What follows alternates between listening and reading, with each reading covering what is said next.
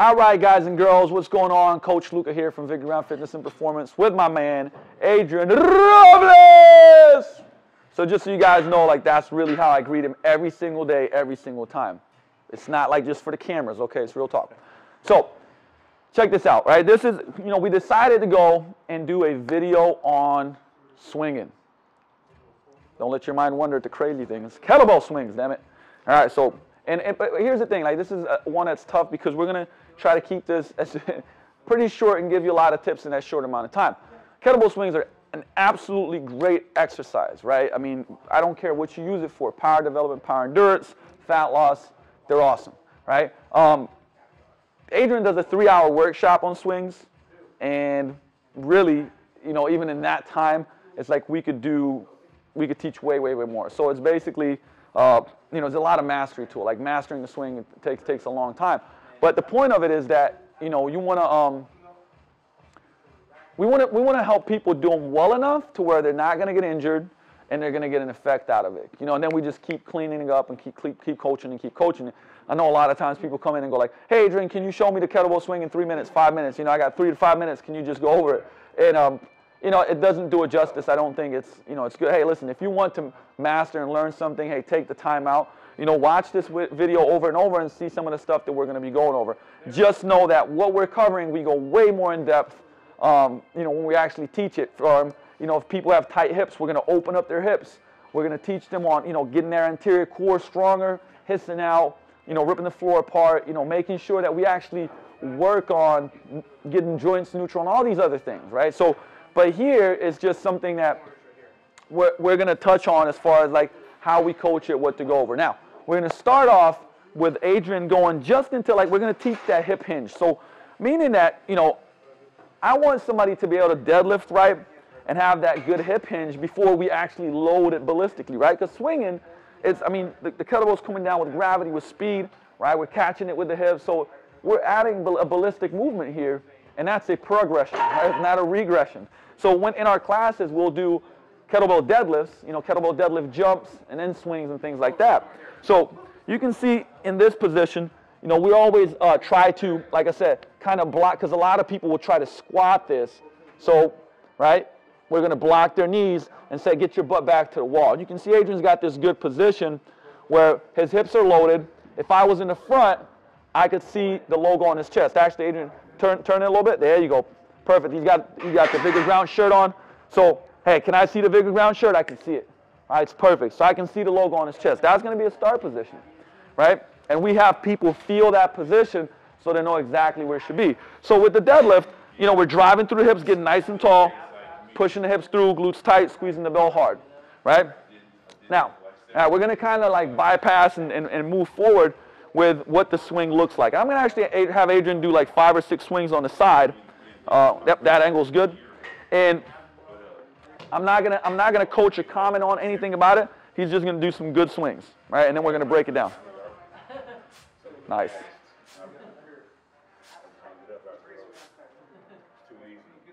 Awesome. So that was pretty damn good form, obviously. But here's the thing, like you can see his hinge, right? He was swinging back down into that hinge, snapping out of it. And the key with the kettlebell swing is that basically it's all in the hips. Our arms are working enough to like keep, stay packed here, get our core engaged, but we're not muscling it, right? So Adrian's going to do a couple of bad reps where you can see a lot of people that like muscle it, right? They're almost like just trying to upper body everything, and it's a hip movement, but really everything is tight and they're not letting it like fly down and catching it with their hips. So he's going to do his best to break this down.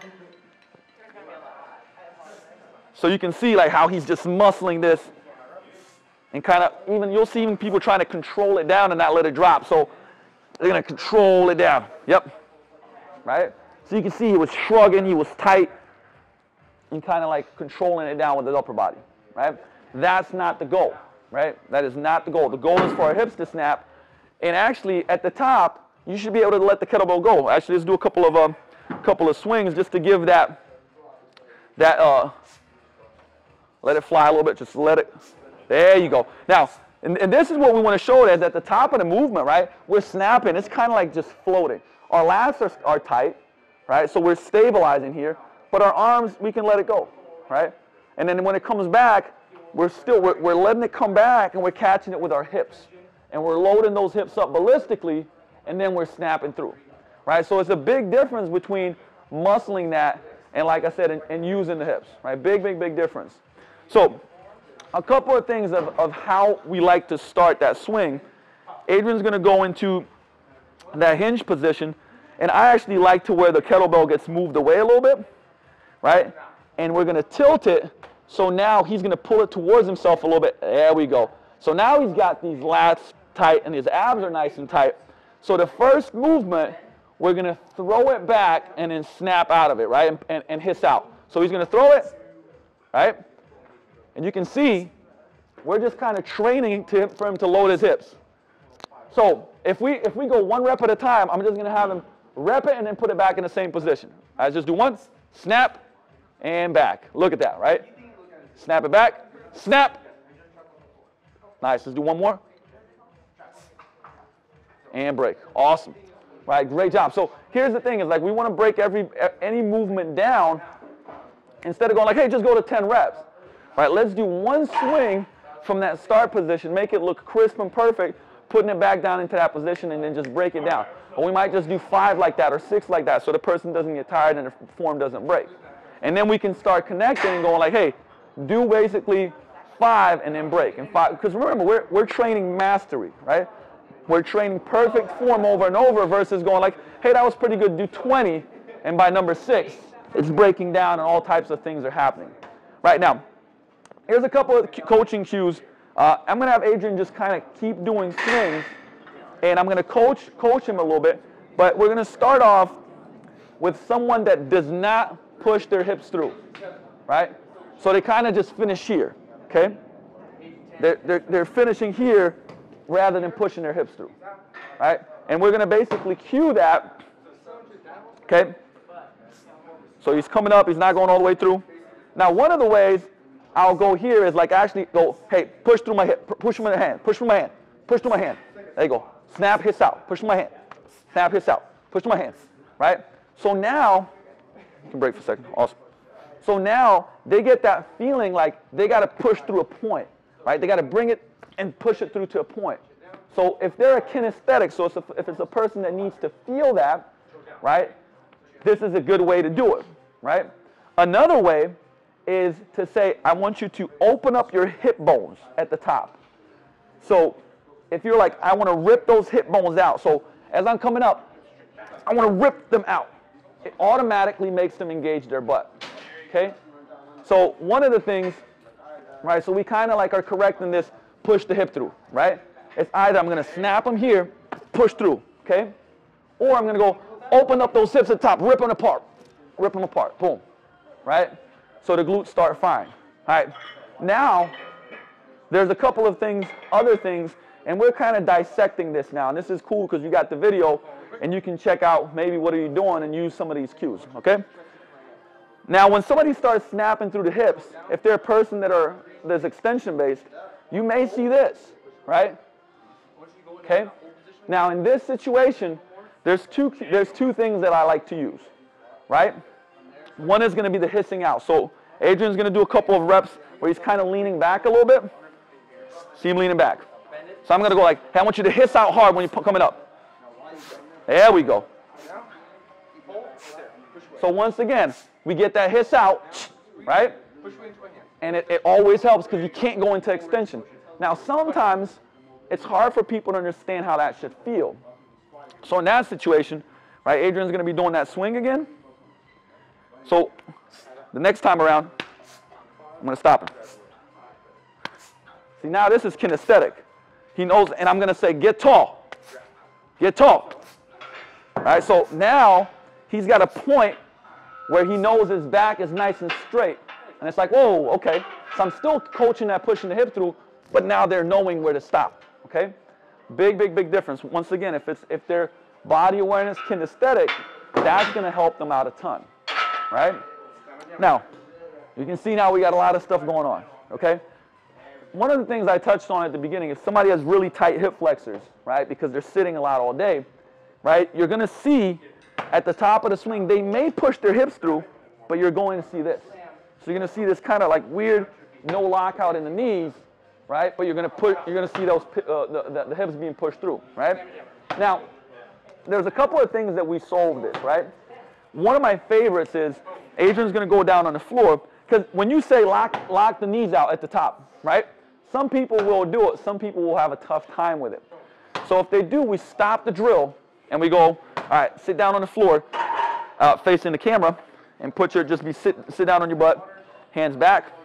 All right, so this is like actually an old kind of like post-knee rehab drill, right? So he's going to be relaxed here, and then I'm going to go like, all right, Adrian, I want you to drive your heels into the ground and push the back of your knee into the ground, and I'm going to count for like 5 seconds. When I say go, you go as hard as you can. All right, ready? And go. 3, 2, 1, and break. All right, so if you're going to see his knees, and you're going to see what happens. So he's relaxed now. I want you to drive the heels in the back, into the ground, and the back of your knee into the ground. Go. 3, 2, 1, and break. I saw that. Like it fires, and the thing is, that makes you work hard, right? You're feeling that. From there, we start to get him to feel what he should be feeling at the top, and then we'll get him back. Get him to stand back up. I'm going to say, all right, Adrian, I want you to feel that just like you did in that drill. At the top of the swing, I want you to lock them out just like you did, right? Snap. Nice. And break. Awesome. That's great, right? So now all of a sudden, like I said, you're getting them to feel and have that awareness. And that's a great drill too. If somebody doesn't lock out the deadlift well, and they stay there and kind of lean back, right? Get them locked out, pushing the hips through, hissing out. All right, so there's little tweaks that we can do to all this stuff. And another drill, and I'm going to kind of go back towards it, because I do want to I want to give you guys as many tools as possible to fix things, okay? So when we said that somebody can't push their hips through, right? And this is not working, right? And then we're saying, hey, open the hip bones up. And they don't really understand it. I'm going to get them to grab the bell and go into their deadlift position, okay? Now, here's what I'm going to do. We're going to do a drill where Adrian's going to deadlift the weight. And when he's at the top, I'm going to have him keep pushing the floor, the planet, away from him. And he's not going to stop. He's just going to go crazy hard into it. So he's going to pop through. He's going to rip the floor apart. He's going to squeeze that bell. And he's going to crack a walnut in between his butt cheeks. But he's going to keep pushing that ground away like crazy. All right, we're just going to go for 5 seconds here. We might even go longer for like 10. All right, but he's going to go. Ready? Snap. Go, drive that ground away. Get tall, keep pushing, keep pushing, keep pushing.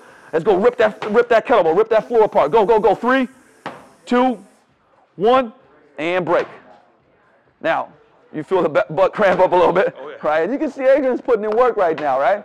But the thing is, like, if you do a 10-second drill of that, your butt is going to start cramping. You're going to know what's working, right? So then from that position, we're going to take him back into the swing.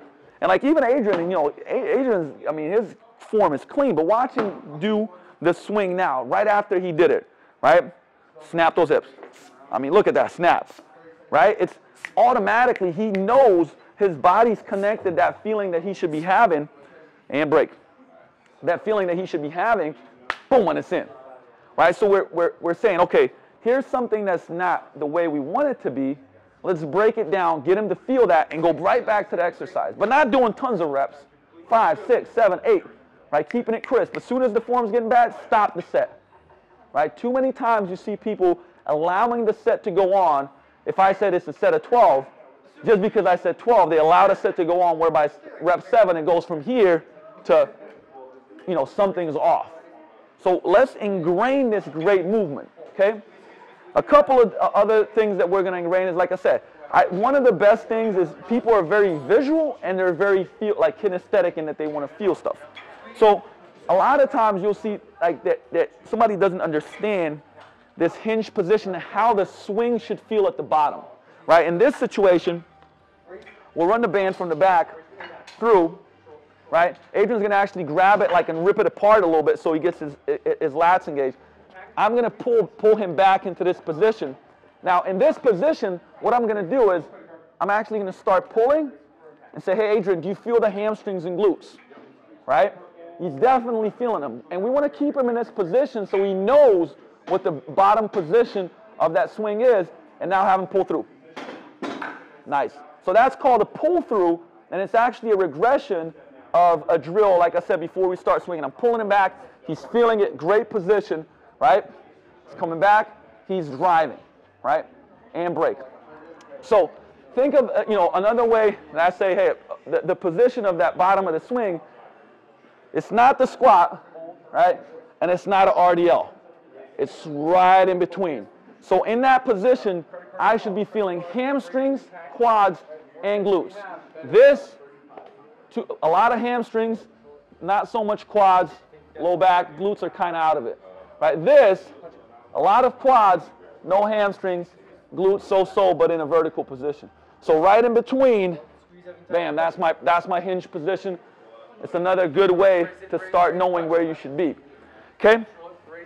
And one of the last things that we'll cover, like I said, we could keep breaking down the swing into so many different things and looking for what's going on and correcting it. But if we do see somebody that's very, is bending their elbows, is very upper body dominant and flexing, we're going to use the towel swing, right? It's going to take a lot of that out of it. Okay, so we're going to loop a towel through. Adrian's going to grab it. And we're going to do the same thing. We're going to still coach the hinge and everything the same. But now they can't muscle it. So now they're getting that floating feeling, right? And it can kind of take that upper body out of it a little bit more. And it gets them to just really kind of have to drive through the hips. And break. Right? Because guess what? Because guess what you can't do with a towel when it comes up here? You cannot hold it. Right? You can't hold it. It's going to break. So if you see the kettlebell breaking, you know that that person is trying to use upper body. And then through seeing that visually and feeling it, they can actually start doing it a little bit better. Okay? So those are just some of the techniques that we use on top of a lot, many, many more. Like I said, a lot of it's just dissecting, right? It's cueing and stuff. But the great, the most awesome thing to see is when clients, our Vigor Ground family, they get one thing. And it's like, holy crap. Now I'm feeling my glutes for the first time. I'm now, my back feels way better. I did the swings, and my back feels better than when I came in to train, right? So we'll stop. We'll basically stretch hip flexors out if necessary, if they're tight. We'll do positional breathing drills. So everything is, like I said, pieced together where we're looking at what's going on. Maybe we'll do some dead bugs because they're an extension. We want to bring them back a little bit, right? There's so many different things that we can do to supercharge, and I love that word, to supercharge these exercises that we're doing. And when we do that, results go through the roof. Put it this way, it starts being not just, the chance of injury goes down. It's injury prevention because we're doing it right, and we're strengthening those right movement patterns and the right muscles and creating stability where we need to and mobility where we need to. All right, so use some of this, and remember, you can use a lot of these drills that we just showed with the deadlift. Right, this is a hinge position. We just progressed it to a swing and adding, obviously velocity and gravity and making it ballistic. So use this with yourself, with your clients, and supercharge your results. And like me and Adrian will be back with some more cool stuff with exercises, coaching cues, and tips. We're out of here.